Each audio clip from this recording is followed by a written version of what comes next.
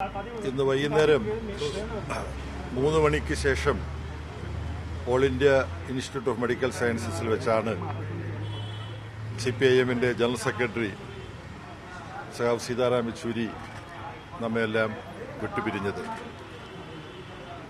ഇവിടെ കുടുംബവുമായി സംസാരിച്ച് പാർട്ടിയുടെ ഇവിടെയുള്ള PB അംഗങ്ങൾ ചർച്ച ചെയ്ത് തുടർന്ന് എന്താണ് വേണ്ടത് എന്നത് സംബന്ധിച്ച് തീരുമാനിച്ചിട്ടുണ്ട്.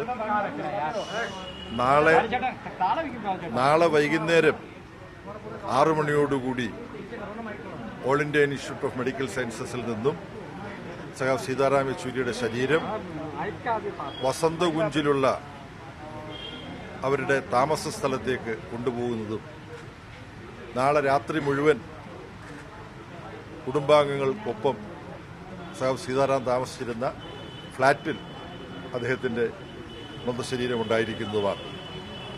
മറ്റന്നാൾ, അതായത് 14-ാം തീയതി രാവിലെ 11 മണി മുതൽ ഇവിടെ AKG ഭവനിൽ സഖാവ് സീതാറാം യെച്ചൂരിയുടെ മൃതശരീരം പൊതുദർശനത്തിന് വെക്കുന്നതാണ്. ആളുകൾക്ക് അന്ത്യോപചാരങ്ങൾ അർപ്പിക്കുവാനുള്ള അവസരം ഉണ്ടായിരിക്കുന്നതാണ്.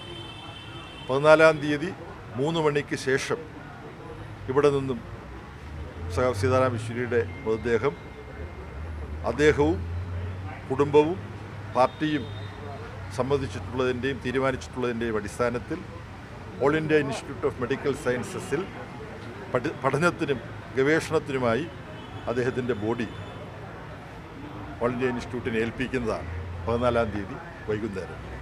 ഇത്രയും കാര്യങ്ങളാണ് പാർട്ടി ജനറൽ സെക്രട്ടറി സഖാവ് സീതാറാമിൻ്റെ മരണാനന്തര ചടങ്ങുകളുമായി ബന്ധപ്പെട്ട് പാർട്ടിയും കുടുംബവുമായി ആലോചിച്ച് കൈക്കൊണ്ടിട്ടുള്ള തീരുമാനങ്ങൾ.